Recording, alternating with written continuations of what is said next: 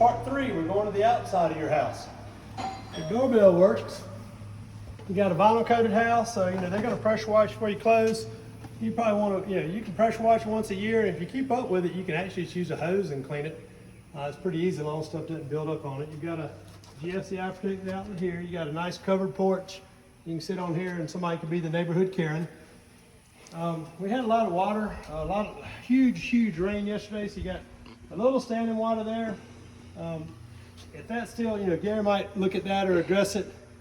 The rule of thumb is if it stands for 48 hours, they have to come back and fix it, but Gary's going to look at that for you to make sure that's draining properly. You don't need standing water there. They're going to refresh your mulch for you. This is a termite baiting station. They've already had the house treated for termites, and they'll provide you at no cost a free 1-year termite bond. What these are baiting stations for that. The termite company will come by and contact you. They come by maybe twice a year, maybe once a year, and they check these stations and they let you know if there's any problems. But I highly recommend you maintaining your termite bond when they send you the renewal, okay? You got your one little standard tree, that's your neighbors. You get a free street light, which is crooked. They fix that in the neighborhood? That's the developer. Okay, the developer has a crooked street light, but at least you get a free security light that all your neighbors are paying for. You got a nice hinges and all in your garage. You got the shake siding and vinyl. Very nice architectural features on the outside of the house. Looking good so far, coming around. Now that's your property line stake. Now what I recommend doing on these wooden stakes are not going to last long. They actually have a metal pin down in the ground that a surveyor can find. But what you can do when you buy it, again, these stakes aren't going to last long. I recommend you getting a little 2-foot piece of rebar, pounding it in the ground where this wooden stake is, and only leave about that much up so a lawnmower won't hit it. Paint it pink so you can always find it. So when it's time for you to add a fence or so forth, or if you got a dispute with your neighbor whose property's what, all you got to do is draw a string from that one to the back one, and you could square off your yard and say, here's my yard. And that way you don't have to pay for another survey.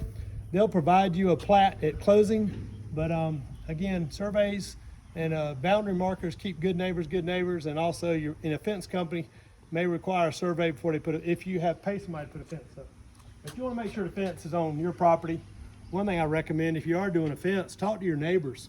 Say, hey, I'm looking at doing a fence on between our houses.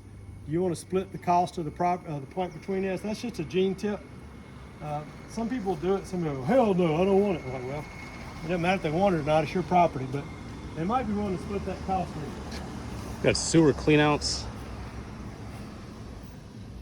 And that's nice, they got them down on the ground. A lot of people leave them sticking up like this side over here, which we don't like. That's much better. You need to know where they are in case the plumber has to come by and clean out things. This is the light I told you about, looked a little crooked. Yes, sir. I couldn't straighten it, but you can take care of that, Gary. All the houses are graded. You got a little furrow between them to drain the water off. Your outside outlets have a backflow preventer to keep bad stuff from going in. You got full gutters on this house, partial or full. Full gutters, which is awesome. Now I know this sounds weird, but well, I'm gonna leave it like that. A lot of people say turn that around now, because what happens is, I know it sounds stupid, but the water rushing off there may pick a little hole here. Some people say turn it around, that way it hits that and kind of bubbles over and keeps from making a hole, but that's up to you, baby. Coming on around, this is the neighbor's side over here. Your side got a little, not bad. This is your gas meter, and here's your tankless hot water heater. Now you got a, of course you can turn the gas off to it here. If you don't have water, come check this. They even left a little free pressure meter for you here. They'll probably remove that before close. If this is turned off, of course you won't have gas to the hot water heater, but to the house you will. If some little nefarious person turns that down, you won't have gas to the house. Also on your tankless hot water heater, they got a shut-off, electrical shut-off out here. Oh, no, here it is. Okay. This little switch cut it off. So if you tick off the little neighborhood kids and they want to play games with you, they'll cut that off. So if you find that off, turn it back on so you'll have hot water. And there might be a way, yeah, you can put a little dingy lock there just to kind of keep the neighborhood kids from messing with you, hopefully. Your house is a slab, so you don't have a basement or a crawl space to worry about. Makes all your downstairs floors no creaks. You got screens on all your windows. This is all that concrete that Gary's going to work on getting removed. This was just left, it's not attached to the house, but you don't want to have to fool with that. Your air conditioning unit, it's all about airflow. Don't put anything up against here. You got a cutoff there for it. You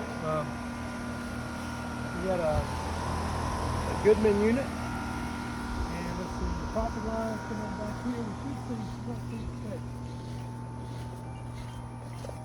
The back of the property not marked out here. I see it back in the woods. There's one. And here's your other one. So your property actually goes all the way to here.